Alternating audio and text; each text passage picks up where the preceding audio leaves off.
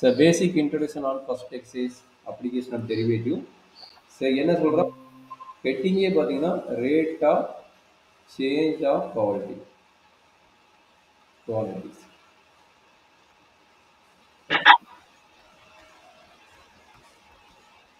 So அவன் எந்த இதை வச்சு சொல்றானோ அதை தான் நம்ம எடுக்கிறோம். சரிங்களா?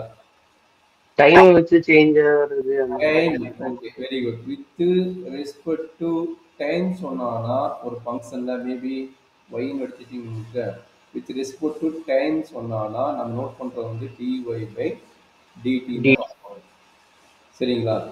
But y is function of எக்ஸ்ன்னு இருந்ததுன்னா அங்கே கிடைக்கும் போது maybe I given the take small example y equal to x square இருந்துச்சுல, அப்போ dy பை dt என்ன கிடைக்கும்? dy by dt equal to 2x into tx by dt வரும். 2x அனதர் வேரியபிள் இருக்குது, அதனால நம்ம இந்த மாதிரி கன்வெர்ட் பண்ணிக்கலாம். சரிங்களா? சப்போஸ் கொடுத்துருப்போம் ஸ்பியர் வந்து வித் ரெஸ்பெக்ட் டு ரெண்டு ஐடியா இருக்கும். இந்த மாதிரி கொஸ்டின்ஸ் இப்போ பார்க்கும்போது வித் ரெஸ்பெக்ட் டு ரேடியஸ் கொடுத்துருப்பான், இல்லை increasing on with respect to time டீன்னு கொடுத்துருப்பான். அப்போ இது ரெண்டுக்கும் பார்க்கும்போது ஸ்பியரோட ஈக்குவேஷன் ஏரியா சொல்கிறானா வால்யூம் சொல்கிறானா? சரிங்களா? அப்போ ஸ்பியரோட ஏரியா என்ன, வால்யூம் என்ன? Sphere of area, surface area, அதோட சர்ஃபேஸ் ஏரியா. ஏரியாவோட ஃபார்முலா என்ன, வால்யூமோட ஃபார்முலா? வால்யூமோட formula 4/3 πr3. இது 4/r². சரிங்களா? அப்போ வித் ரெஸ்பெக்ட் டு ஆர் சொன்னால் என்ன டெரிவேட்டிவ் வரும்? வித் ரெஸ்பெக்ட் டு ஆர் சொன்னால் நல்லா அண்டர்ஸ்டாண்ட் பண்ணிங்க. dA by dr equal to 8/r. சரிங்களா? அதே வித் ரெஸ்பெக்ட் டு டி சொன்னா என்ன ஆகும்? வித் ரெஸ்பெக்ட் டு டி சொன்னா dA by dt equal to என்ன கிடைக்கும்? 8/r into dr by dt வரும். அடிஷனல் டைம் ரொம்ப important. Additional time dr by dt வரும். சரியா? சார் அதே ஐடியா இருக்கு சொல்லுங்க, ரெண்டுக்கு சொல்லுங்க. அதே ஐடியா என்ன கிடைக்கும்? dv by dr. dv by dr என்ன கிடைக்கும்? 3 கட் ஆயிரும், 4/r² கிடைக்கும். இங்கே என்ன கிடைக்கும்? அதே ரிசல்ட் என்னது, dv பை dtயா, dv பை dt 4/r² கிடைக்கும், but into dr by dt கிடைக்கும். சரிங்களா? Okay sir. அவன் என்ன சொல்கிறான்? வித் ரெஸ்பெக்ட் எக்ஸ் சொல்கிறானா, வித் ரெஸ்பெக்ட் ஆர் சொல்கிறானா, வித் ரெஸ்பெக்ட் டி சொல்கிறானா, அதை நம்ம பார்த்துக்கணும். சரி, கொஸ்டின் படிச்சு புரியுங்க சார். ஆமாம், கொஸ்டின் அவனே கொடுத்துருப்பான், கொஞ்சம் கேர்ஃபுல்லாக பார்க்கணும். இப்போ என்ன வேணும்னா கியூப், இதனோட ஃபார்முலாஸ் தான் தெரியும். கியூப்போட ஃபார்முலா என்ன, ஏரியாவோட ஃபார்முலா என்ன, கியூப்போட ஏரியாவோட ஃபார்முலா.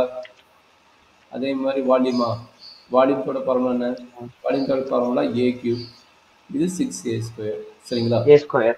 அப்போ ரெக்டாங்கிள், இதனால தான் இந்த கொஸ்டின் இருக்க போது, அதனால் இந்த சாம்பிள் ஃபார்முலா மட்டும் கொடுத்துருவோம், கொஞ்சம் கேர்ஃபுல்லாக ரிவைஸ் பண்ணிக்கலாம். இது ஏரியாவோட ஃபார்முலா பெரிமீட்டர் என்ன, இது 2d ஏரியா அண்ட் பெரிமீட்டர்ன்ட்டு வரப்போகுது. ஏரியாவோட ஃபார்முலா என்ன அண்ட் பெரிமீட்டரோட ஃபார்முலா என்ன? ரெக்டாங்கிளோட ஏரியா ஃபார்முலா என்ன? xy or ab or lb, எது வேணால் இருக்கலாம், எல்பி. சரிங்களா? அப்போ இங்கே என்ன இருக்கும்? 2 into l plus b or 2 into இது என்ன வருதோ எது வேணால் வச்சுக்கலாம். சரிங்களா? வால்யூம் வேணுமா சார்? 2Dக்கு வால்யூம் கிடையாது, ரெக்டாங்கிள் போது 2Dக்கு இது volume.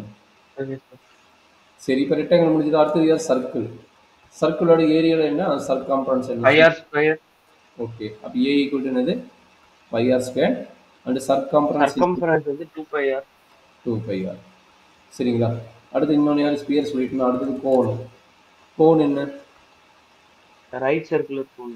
Volume 1/3 πr². At least volume மட்டும் தான் இருக்குது.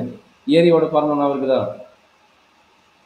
ஏரியா வால்யூமோட சார், இதோட தான் sir, surface area, normal surface area தான் வரும். கோன் πr எல்ல πr இன்டு r + h வருது. அது வந்து கர்வ்டு சர்ஃபேஸ் ஏரியா தான். நார்மல் சர்ஃபேஸ் ஏரியா மட்டும் πr எல் தானே. πr எல் கோனுக்கு செக் பண்ணி பார்த்துக்கோ. இதனோட ஃபார்முலா ஸ்பியர் எழுதியாச்சு. ஸ்பியர் தான் ஸ்டார்டிங் எழுதியாச்சுங்க. ஸ்பியர் தான் வந்து நம்ம இது முடிச்சாச்சு. சரிங்களா? வேறு என்னச்சு ஃபார்முலா தேவைப்படுதா இதுக்கு? ஓகே, பித்தாகரஸ் தியரம் ஃபார்முலா வேணும். பித்தாகரஸ் தியரம் ரைட் சர்க்குலர் தானே நம்மளோட, அதாவது ரைட் ஆங்கிள் ட்ரையாங்கிளோட பித்தாகரஸ் தியரம். சரிங்களா? அந்த கான்செப்ட் இருக்குது. ரைட் ஆங்கிள் ட்ரையாங்கிளோட பித்தாகரஸ் தியரம் வேணும். அப்போ என்னது 90 டிகிரி கான்செப்ட். அப்போ 90 டிகிரி கான்செப்ட் என்ன வேணும்? Hypotenuse opposite adjacent. அப்போ என்னது? Hypotenuse square equal to opposite square plus adjacent square. கரெக்டாக தானே? Correct sir. சரி, வேற என்னத்துக்கு ஃபார்முலா வேணுமா? பலூனு, கோன் ஃபார்முலா கொடுத்துட்டேன். இதுதான் திரும்ப ரிப்பீட்டடாக வரும். சரி, அடுத்து இன்னொன்று கொடுத்துக்கிறாங்க, எக்கனாமிக்ஸ் ரிலேட்டட் ஒன்று. எக்கனாமிக்ஸ் ரிலேட்டட் என்ன சொல்றாங்கன்னா, காஸ்ட் வந்து marginal value. Very good. Cost கொடுத்துருவாங்க, மார்ஜினல் காஸ்ட் கேட்பாங்க. இதனோட ஃபார்முலா என்னன்னா, ரேட் ஆஃப் சேஞ்ச் ஆஃப் என்னது? காஸ்ட் வித் ரெஸ்பெக்ட் என்னது? டைம் ஆஃப் டிடி தான் சார். ஓகே, இல்லை எக்ஸ் இங்கே என்ன வேரியபிள் கொடுத்தா சி ஆஃப் எக்ஸ் கொடுத்தனால இங்கே எக்ஸ் வரும். அங்கே என்ன கொடுத்தா சி ஆஃப் டி கொடுத்தனால டி வரும். யூனிட் என்ன கொடுத்தனாலும் அதுக்கு தகுந்த மாதிரி மாறும். சரிங்களா? அதே மாதிரி ரெவன்யூ கொடுத்துருப்பாங்க. ஆர் ஆஃப் எக்ஸா ஆர் ஆஃப் டியா கொடுத்துருக்கான்னு தெரியாது. சரிங்களா?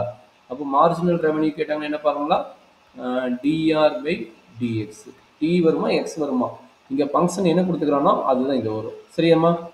இந்த ரெண்டு ஃபார்முலா எக்கனாமிக்ஸ் ரிலேட்டடு. இந்த ரெண்டு ஃபார்முலா இங்கே அப்ளை பண்ணுற மாதிரி கொடுத்துருங்க. இந்த ரெண்டு ஃபார்முலா கொஞ்சம் அப்ளை பண்ணிக்கோங்க. 17 ப்ராப்ளம் இருக்குது.